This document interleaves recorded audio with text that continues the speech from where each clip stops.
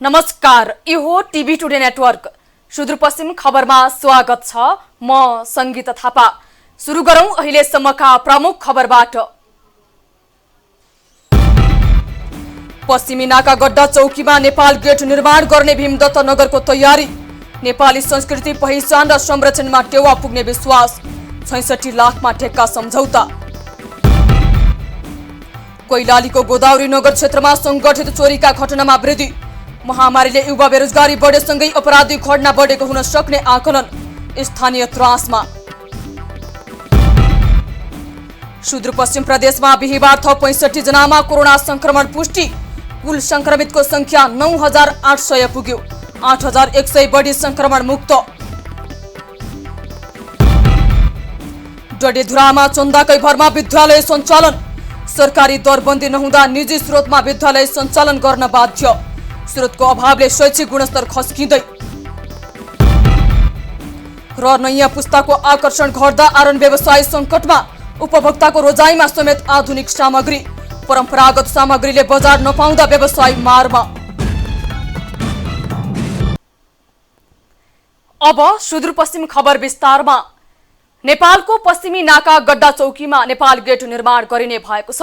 कञ्चनपुरको भीमदत्त नगरपालिकाले चालु आर्थिक वर्ष 2077-78 मा नेपाल गेट निर्माण गर्न लागेको हो। गड्डा चौकीबाट भारत लगायत तेस्रो मुलुकदेखि नेपाल प्रवेश गर्दा नेपाली संस्कृति पहिचानको लागि भन्दै गेट निर्माणको तयारी गरिरहेको नगरपालिकाले जनाएको छ। गेटको लागत 1 करोड भएकोमा झण्डै 66 लाखमा ठेक्का सम्झौता भएको छ। वडा नम्बर 11 यो गड्डा चौकी नेपाल प्रवेश गर्ने जुन नाका छ त्यसमा चाहिँ नेपाल प्रवेशद्वार निर्माण गर्ने भन्ने निर्णय भएअनुसार हामीले चाहिँ त्यो प्रवेशद्वारको ठेक्का चाहिँ व्यवस्थापन भएको छ र त्यसको लागत अनुमान चाहिँ 1 करोडको हाराहारीमा रहेकोमा अब यो ठेक्का व्यवस्थापन हुँदाखेरि 65-66 लाखमा चाहिँ ठेक्का भएको छ र यो अहिले ठ्याक्कै हाम्रो चाहिँ गेटमा नेपालको नक्सा, बुद्धको मूर्ति लगायत नेपाली भूगोल, लोक संस्कृति झल्किने प्रतीक राखिने बताइएको छ। यसअघि भारतले समेत आफ्नो राष्ट्रियता झल्किने हिसाबले भारत प्रवेशद्वारमा गेट निर्माण गरिसकेको छ। यस्तै भीमदत्त नगरपालिकाले समेत नयाँ परिकल्पनाका साथ गेट निर्माण कार्य अघि सारेको छ।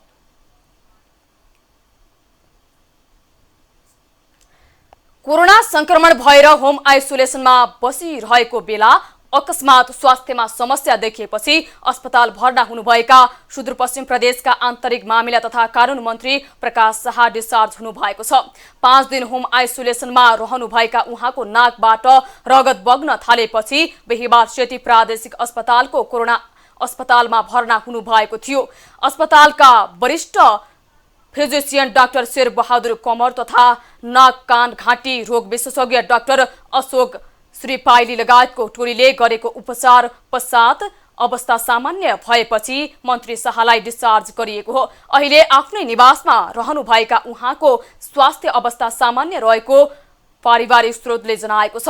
कार्तिक 15 मा मन्त्री शाहसँगै उहाँकी पत्नीमा पनि कोरोना संक्रमण पुष्टि भएको थियो। अछाम प्रहरीले 240 लिटर मदिरा नष्ट गरेको छ। जिल्लाको मंगलसेन नगरपालिका ओडा नम्बर 8, 9, 12, 14 र रामा रोशन गाउँपालिका ओडा नम्बर 3 बाट घरेलु मदिरा बरामद गरेर नष्ट गरिएको हो। जिल्ला प्रहरी कार्यालय अछामका अनुसार 241 लिटर घरेलु मदिरा नष्ट गरिएको छ। पछिल्लो समय कैलालीको गोदावरी नगर क्षेत्रभित्र संगठित रूपमा चोरीका घटनामा वृद्धि हुन थालेको छ। महामारीले युवा बेरोजगारी बढेसँगै अपराधिक घटना समेत बढ्न थालेका छन्। नगरभित्र अपराधिक घटना वृद्धि हुन थालेका हुन्। दिनानुदिन घटना बढ्दै गएपछि स्थानीय तथा व्यापारीमा त्रास छाएको छ। एक रिपोर्ट। कैलालीको गोदावरी नगरपालिका स्थित अतरिया बजार क्षेत्रमा रहेका सीसीटीभी क्यामेरा बिग्रदा चोरीका घटना बढेका छन्। सुदूरपश्चिम प्रदेशको मुख्य बजारको रूपमा रहेको अत्तरिया बजार क्षेत्रमा जडान गरिएका क्यामेरा करिब 1 वर्षदेखि बिग्रेर थन्किएका छन्। दैनिक घटना बढ्दै गएपछि सुरक्षा मजबुत बनाउन स्थानीय व्यवसायीले गोदावरी नगरमा ज्ञापन पत्र बुझाएका छन्। त्यसले गर्दाखेरि यो चाहिँ कम्तीमा व्यवस्थापन गर्न सकियो भने केही हदसम्म पनि यसले चाहिँ अब त्यो त्यस्तो घटनाहरू चाहिँ न्यूनीकरण हुन्थ्यो। एउटा मान्छेमा चाहिँ एउटा मनोवैज्ञानिक त्रास हुन्छ नि त, त्यसले गर्दाखेरि पनि त्यो हुन्थ्यो भन्ने हिसाबले चाहिँ नि नगरपालिकाको नगर प्रमुखज्यूसँग हामीले यो कुराहरू राख्यौँ। बजार क्षेत्रमा रहेका सीसीटीभी क्यामेरा बिग्रिएका कारण प्रहरीलाई समेत समस्या परेको छ। सुरक्षा मजबुती बनाउन प्रहरीलाई सीसी क्यामेराले सघाएको थियो, तर वर्ष दिनमा पनि क्यामेरा मर्मत गरेर प्रयोगमा ल्याउन नसक्दा समस्या भएको छ। बजारको क्यामेरा मर्मत सम्भारका लागि स्थानीय सरकारसँग आग्रह गरेको प्रहरीको भनाइ छ। यहाँ चाहिँ क्यामेरा चाहिँ देखिएको चाहिँ अरू चाहिँ सञ्चालनमा चाहिँ नदिएको मैले पाएँ। अब यो मेन ठाउँ एउटा चाहिँ सुदूरपश्चिमको 9वटा जिल्लाको चाहिँ एउटा चाहिँ यो अनुहार पनि हो। यो ठाउँमा चाहिँ यस किसिमको गतिविधिहरू पनि व्यापकहरू चाहिँ नभएका होइनन्। त्यसले गर्दाखेरि म आएदेखि यो ठाउँमा चाहिँ यो सीसीटीभीहरू एउटा क्यामेराले काम नगरेको अवस्थामा भएको र यो विषयमा चाहिँ मैले चाहिँ नगर प्रमुखलाई पनि भेटेर कुराकानी गरेको छु। उहाँले चाहिँ सकारात्मक कुरा गर्नुभएको छ। बजारमा सीसीटीभी जडान नहुँदा प्रहरीलाई चोरीमा संलग्नलाई पक्राउ गर्न हम्मे भएको छ। पर्याप्त सीसीटीभी भए चोरी नियन्त्रण हुने स्थानीयको विश्वास छ। अहिले बजारमा दिनादिन चोरी घटनाहरू बढ्दै गइरहेछन्, जसले गर्दाखेरि स्थानीय व्यापारीहरू एकदमै त्रसित छन्। यो दसैँ तिहारमा चाहिँ धेरै घटनाहरू घटे। स्थानीय सरकार पनि मौन छ, पुलिसको पनि आँखा बन्द गरेर बसेको छ। हाम्रै यही रेमटान्समा गत असार 25 गते चोरी भयो। उत्तरिया बजार क्षेत्रमा सुरक्षाका लागि स्थानीय व्यवसायी र विभिन्न सङ्घ संस्थाको सहयोगमा सीसीटीभी क्यामेरा जडान गरिएको थियो। जडित सबै क्यामेरालाई इलाका प्रहरी कार्यालय मालाखेतीमा राखिएको कम्प्युटरबाट मोनिटर गरिएको थियो, तर क्यामेरा बिग्रिएपछि अपराध नियन्त्रण गर्न सुरक्षा संयन्त्रलाई समेत चुनौती थपिएको छ। यसर्थ स्थानीय सरकारले अविलम्ब क्यामेरा मर्मत गरी सुरक्षा व्यवस्था चुस्त राख्न पहल लिन आवश्यक छ। कैलालीबाट अनिल पन्तको रिपोर्ट। सुदूरपश्चिम खबरमा पालो छोटो विश्रामको।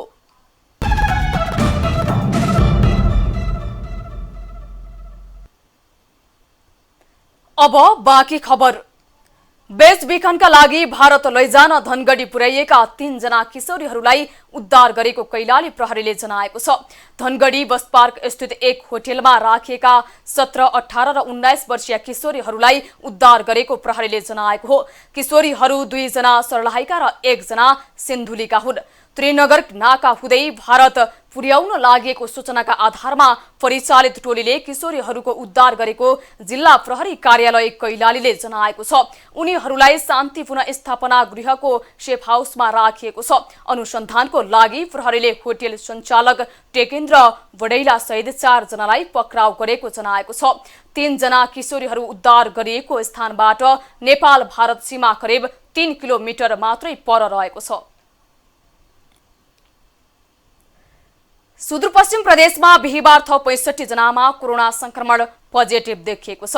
स्वास्थ्य तथा जनसंख्या मन्त्रालयको तथ्याङ्क अनुसार प्रदेशका विभिन्न प्रयोगशालामा गरिएको परीक्षणमा 65 जनामा संक्रमण पोजिटिभ देखिएको हो। प्रदेशको डोटी अस्पताल प्रयोगशालामा 3 जना, बैतडी अस्पताल प्रयोगशालामा 1 जना, सेती प्रादेशिक अस्पताल तथा पशुपन्छी रोग अन्वेषण प्रयोगशालामा 60 र बजाङ अस्पताल प्रयोगशालामा 1 जना गरी 65 जनामा संक्रमण देखिएको छ।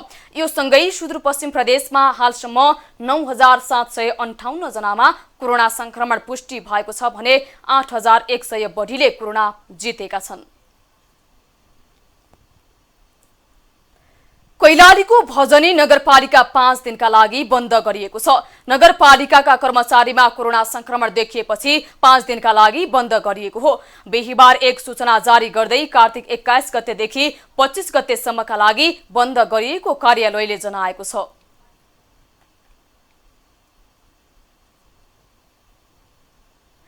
डडेलधुराको एक विद्यालयले शिक्षकलाई पारिश्रमिक दिन स्थानीय तहबाट चन्दा उठाउने गरेको छ।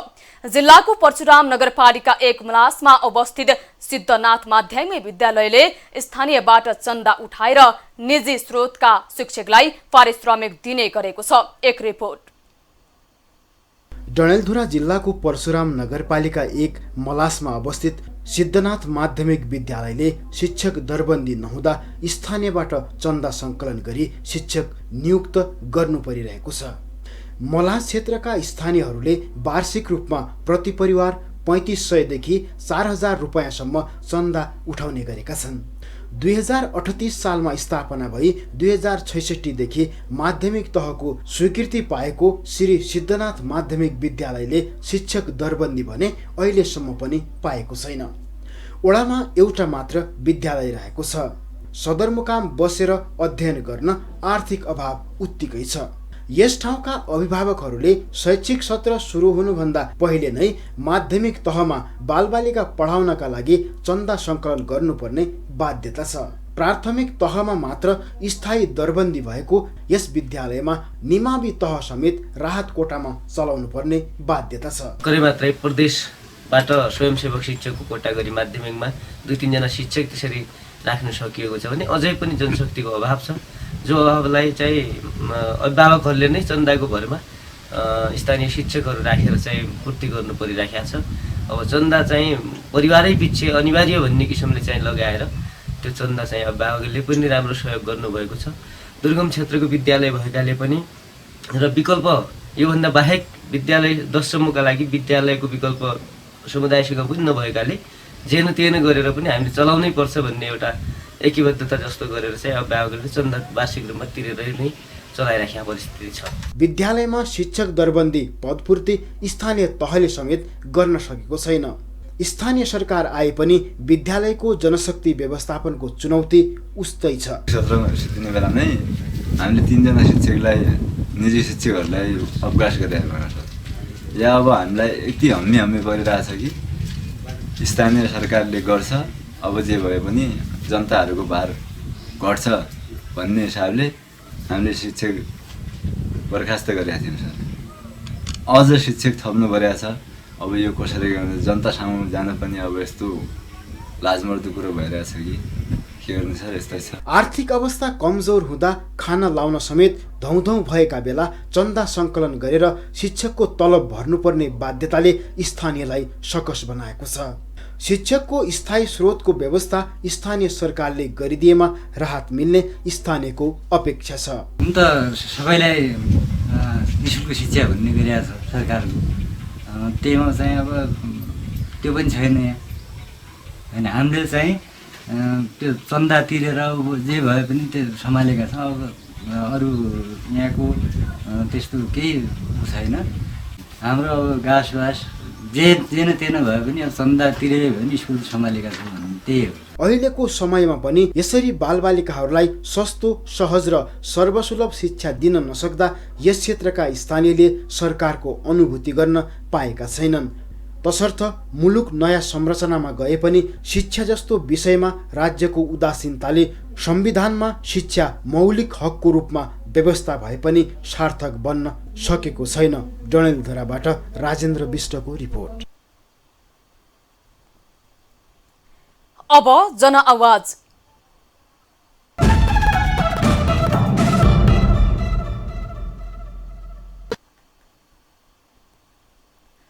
कञ्चनपुरको भीमदत्त नगर स्थित महेन्द्रनगर सदरमुकाममा रहेको तत्कालीन महाकाली अञ्चल अस्पतालले प्रदान गर्ने सेवा सुविधामा सुधार भएको छ। विगतका दिनमा सानो डेलिभरीको केसमा पनि भारत लगायत धनगढी कोहलपुर धाउनु पर्ने आम नागरिकलाई केही दिन यता सहज हुँदै गएको छ। पछिल्लो समय अस्पतालको सेवा प्रवाहमा भएको सुधारको विषयमा हामीले स्थानीयलाई सोधेका छौं। पहिले जुन यो रिफर सेन्टरको रूपमा हाम्रो अञ्चल अस्पताललाई चिनिन्थ्यो, सामान्य बिरामीको उपचारको लागि पनि होइन इन्डिया अथवा नेपालका धनगढी रिफर गर्ने सिस्टम थियो। तर अहिले नयाँ व्यवस्थापनको टिम आएदेखि एकदमै सुधार भएको देखिरहेका छौँ होइन। विभिन्न पहाडी जिल्लाबाट उपचार गर्न चाहिँ हाम्रो अञ्चल अस्पतालमा आइरहेका छन् र र यो चाहिँ अहिले नयाँ व्यवस्थापन टिमले चाहिँ राम्रो गरिरहेको छ। यसलाई हामीले आफ्नो नागरिकले पनि आफ्नो हिसाबले सुधार कसरी गर्न सकिन्छ भन्नेमा चाहिँ पहल गर्नुपर्छ र आगामी दिनमा पनि योभन्दा पनि अझै राम्रो हुनेछ भन्ने आशा गरेको छु। यो अस्पतालको बारेमा जहाँसम्म कुरो छ, अहिलेको नयाँ अस्पतालको त्यहाँको चाहिँ अध्यक्ष भनौँ, अस्पताल प्रशासनको सञ्चालक कृष्ण दत्त जोशी बोक्सर भन्ने, उहाँले चाहिँ धेरै राम्रो काम गर्नुभएको छ। हामीले सुनेअनुसार अहिले चाहिँ लगभग सबै बिरामीको डाक्टरहरू त्यहाँ उपलब्ध छ। उहाँले चाहिँ सबै डाक्टरहरू चाहिँ त्यसरी पनि यहाँ दरबन्दी चाहिँ पुरा गरिसक्नु भएको छ।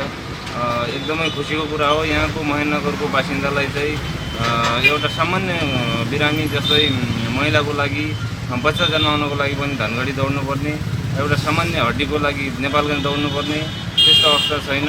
साँझ बिहान आपतकालीनमा चाहिँ त्यस्तो इमर्जेन्सी केस पऱ्यो भने आफ्नो अस्पताल छ, आफ्नो ठाउँमा छ भन्ने चाहिँ अहिले यहाँको जनताले महसुस गरेको जस्तो लाग्छ। अहिले पहिलाको स्थितिमा जुन हामी उपचारको लागि सामान्य केसको लागि पनि बनबसा हामीले धनगढी जानुपर्ने अवस्था थियो भने तत्कालीन अवस्थामा हाम्रो महाकाली अञ्चल हस्पिटलमा अहिले यो सुविधा हामी यहीँ पाइरहेका छौँ। हामीलाई एकदमै सहज भइरहेको छ। कञ्चनपुर जिल्लाको भन्दा पनि महाकाली अञ्चलकै एउटा अञ्चल अस्पतालको रूपमा रहेको महाकाली प्रादेशिक अस्पताल छ। विगत केही वर्ष अगाडि यो एउटा रिफर सेन्टरको रूपमा चाहिँ स्थापना भएको थियो, तर जुन अहिले नयाँ अध्यक्ष आउनुभएको छ, सहरको अथक प्रयास र यहाँका थुप्रै समाजसेवी बुद्धिजीवीहरूको चाहिँ एउटा टिमले जुन अहिले सरकारी अस्पताललाई राम्रो खालको चाहिँ व्यवस्थापन गरेको छ, त्यसले यदि निरन्तरता दिन सक्यो भने भविष्यमा अझै विशेषज्ञ डाक्टरहरू थप्ने र त्यहाँ आउने डाक्टरहरूलाई सुविधाका कुराहरूमा चाहिँ अझै बढी सुविधा दिएर त्यहीँभित्रै अब यो प्राइभेट क्लिनिकलाई बढी जोड दिनुभन्दा पनि अझ त्यो अस्पतालभित्रै उहाँहरूले चेक गर्ने व्यवस्था मिलाइदिने र त्यहाँभित्रबाट जुन इन्कम हुन्छ त्यो डाक्टरहरूमा नै अलिकति पाउने किसिमले व्यवस्था मिलाइदिन सक्यो र यो निरन्तरता जुन अहिले चलिरहेको छ यसलाई दिन सक्यो भने भविष्यमा यो सुदूरपश्चिम प्रदेशकै एउटा राम्रो सबैभन्दा स्तरीय सेवा दिने खालको एउटा चाहिँ अस्पताल बन्न सक्छ। सुदूरपश्चिम खबरमा फेरि छोटो विश्राम।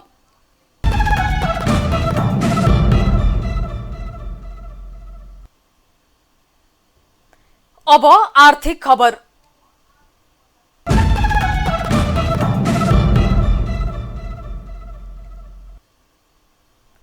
युवा पुस्ताले चासो नदिँदा पुर्ख्यौली आरन व्यवसाय संकटमा पर्दै गएको छ।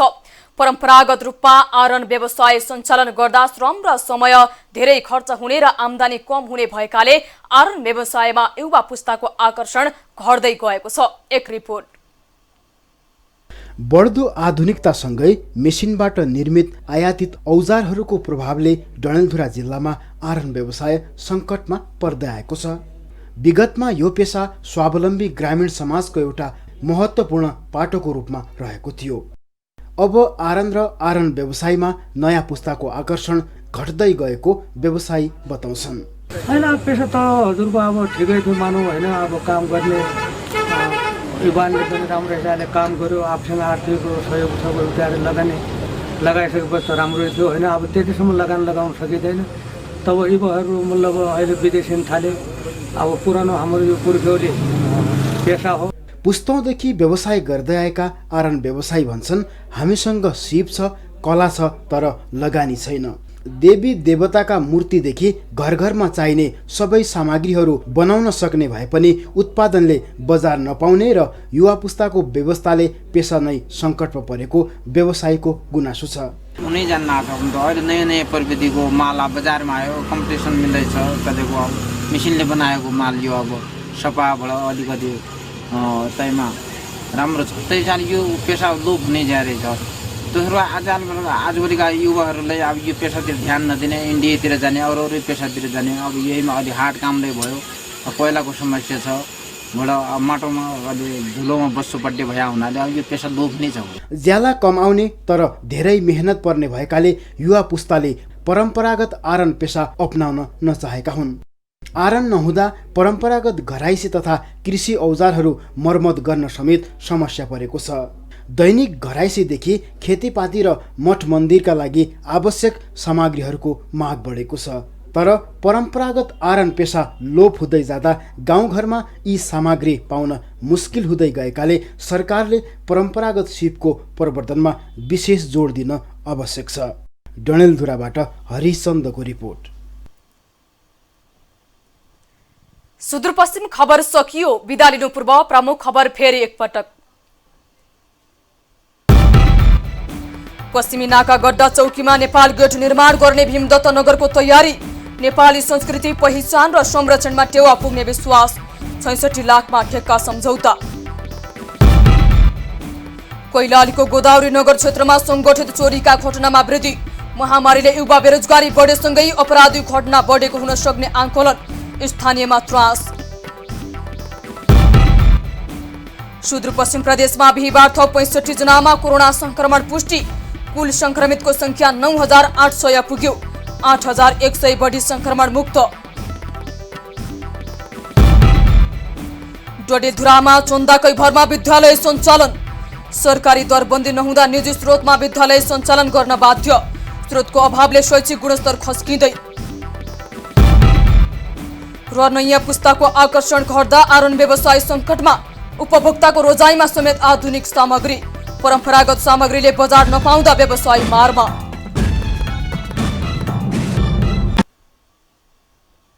हामीलाई TV today Nepal apps download गरी विश्वभर प्रत्यक्ष हेर्न सक्नुहुनेछ। साथै www.tvtodanews.com मा गई हेर्न र पढ्न सक्नुहुनेछ भने फेसबुक, युट्युब र ट्विटरमा समेत फलो गर्न सक्नुहुनेछ। विकास, निर्माण र जनसरोकारका विषयमा हाम्रो आवाज जारी छ। अहिलेलाई सम्पूर्ण सुदूरपश्चिम खबर युनिटका साथ म संगीता थापा पनि बिदा चाहन्छु। टिभी टुडे एचडी हेर्दै गर्नुहोला। नमस्कार।